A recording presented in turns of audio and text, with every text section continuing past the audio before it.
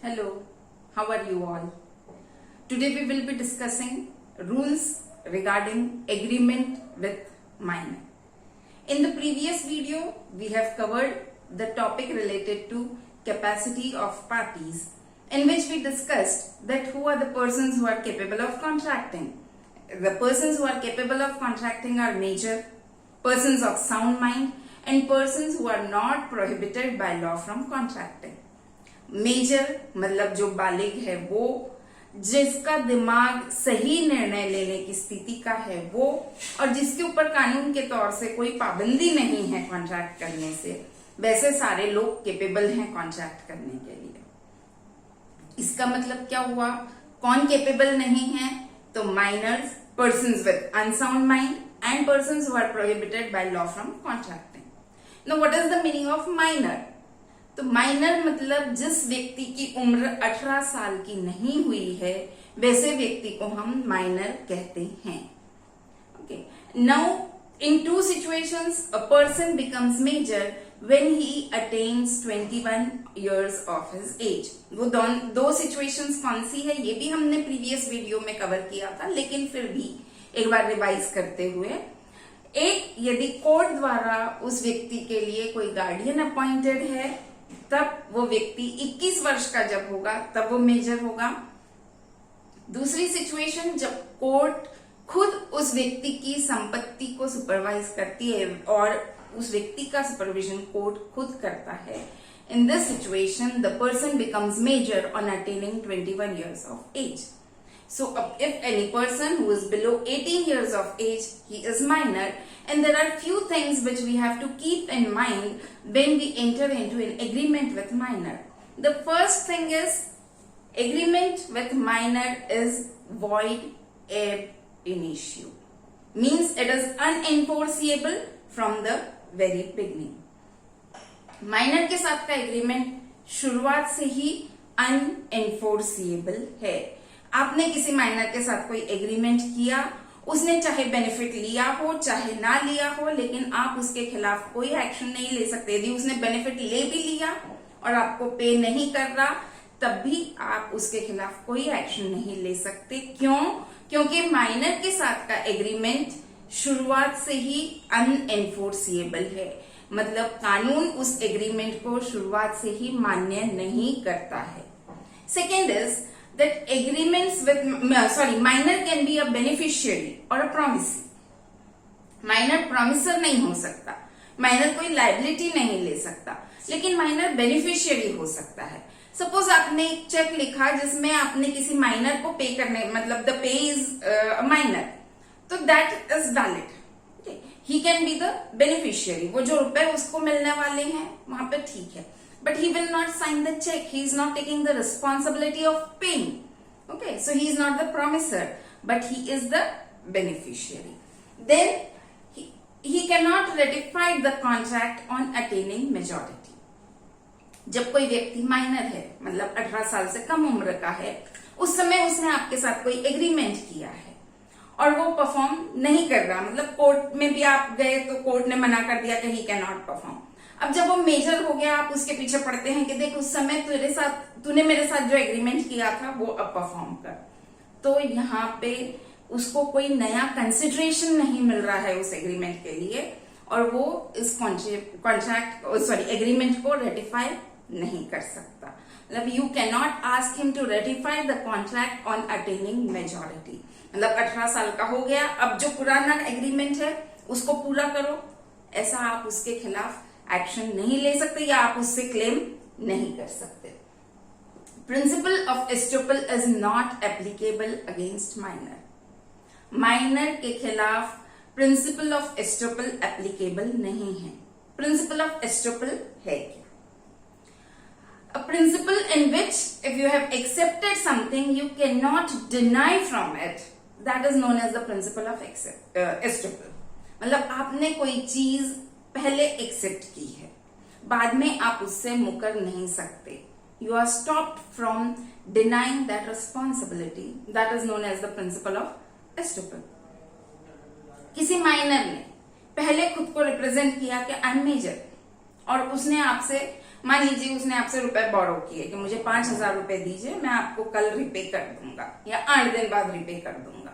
Okay, now you give him the money and now after 8 days you go and ask him. Now you are thinking of taking action against him, but if he says that I am minor, so you cannot take any action against him. Now you will say that he had accepted it earlier that he is a major.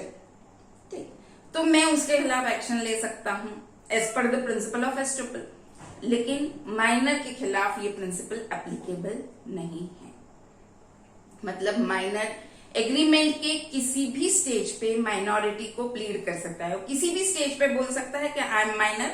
मतलब उसने आपको misrepresentation के द्वारा या उसने आपको cheat करते हुए भी ये कहा कि मैं मेजर हूं, आपके साथ एग्रीमेंट किया, तो बाद में वो अपने आप को बता सकता है कि मैं माइनर हूं, तो आप उसके खिलाफ एक्शन नहीं ले सकते. Then no specific performance against minor. Specific performance का मतलब क्या है? जो आपने अग्री किया है वही आपको परफॉर्मेंस में मिलना चाहिए. If you remember the film Tarzan the car, you will understand this example very well. Anyways, for the time being, मतलब आपने किसी के साथ कोई एक ऐसे पेंटर की पेंटिंग खरीदने का एग्रीमेंट किया है तो वो पेंटिंग बिल्कुल यूनिक है. ओके, अभी वैसी आपको पेंटिंग दूसरी मिल ही नहीं सकती. तो that is the rare subject matter. जो सब्जेक्ट मैटर है कॉन्ट्रैक्ट का वो रेयर है. बाद में यदि वो पेंटिंग आप वो व्यक्ति आपको बेचने से इनकार कर देता है तो आप कोर्ट में स्पेसिफिक परफॉर्मेंस क्लेम कर सकते हैं. मतलब आप उसके खिलाफ कोर्ट में अपील कर सकते हैं कि he should be asked to perform this contract by because the subject matter of the contract is rare. But if that person is a minor, you cannot ask for specific performance. And if you ask also, the court will not grant it. Okay. Then minor cannot enter into an agreement or a contract of partnership. जब नई partnership form बनती है तब minor उसमें as a partner नहीं बनता है, क्योंकि माइनर के ऊपर कोई रिस्पॉन्सिबिलिटी कॉन्ट्रैक्चुअल रिस्पॉन्सिबिलिटी रादर नहीं डाल सकते हैं. Okay, so he is not liable to perform the contract. That's why minor can not be taken as a partner when the partnership firm is created. But once the firm is created, definitely minor can be added to that firm to share the benefits or to share the profits only. Firm create होने के बाद minor को लिया जा सकता है, लेकिन सिर्फ बेनिफिट्स के लिए या प्रॉफिट शेयर करने के लिए, लॉस बेयर करने के लिए माइनर को पार्टनर नहीं बनाया जा सकता है. Minor can not be adjudged insolvent. I hope you all know the meaning of insolvent. Insolvent मतलब वो व्यक्ति जिसकी असेट्स कम है, लायबिलिटीज ज्यादा है. लेकिन माइनर को इंसॉल्वेंट क्यों नहीं डिक्लेयर किया जा सकता? क्योंकि भाई इंसॉल्वेंट यदि किसी व्यक्ति को डिक्लेयर किया जा रहा है तो फिर उससे पैसे रिकवर करने की कोशिश की जाएगी legally.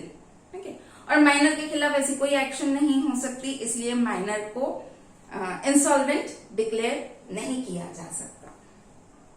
But minor is liable for necessaries. Know what is the meaning of necessaries? That is very important over here. Roti, kapda, makaan, okay, these are the basic needs. यहाँ पे नेसेसरीज में इसके अलावा भी कुछ आता है. मतलब उस व्यक्ति की एजुकेशन के लिए यदि आपने कुछ खर्चा किया है, या उसके जो लिविंग स्टैंडर्ड है उस लिविंग स्टैंडर्ड को मेंटेन करने के लिए यदि आपने कोई एक्सपेंसेस इनकर की हैं, उसके लिए कोई नेसेसरी एंटरटेनमेंट के लिए आपने कुछ किया है, तो that comes in necessaries. So if a person provides anything to minor, means provides the necessaries to minor or dependence on the minor, that person has the right to recover the expenses incurred by him from minor. But mind it that these expenses can be recovered only from the property of minor and no action can be taken against the minor personally. सिर्फ minor की property में से वो expenses recover किए जा सकते हैं, minor के खिलाफ कोई एक्शन नहीं, पर्सनली माइनर के खिलाफ कोई एक्शन नहीं लिया जा सकता। Then minor can be an agent, but this agreement between the principal and the third party will be such as if it is a direct agreement between the principal and that third party. Means as if there is no agent in between. Agent is the connecting link between the principal and the third party.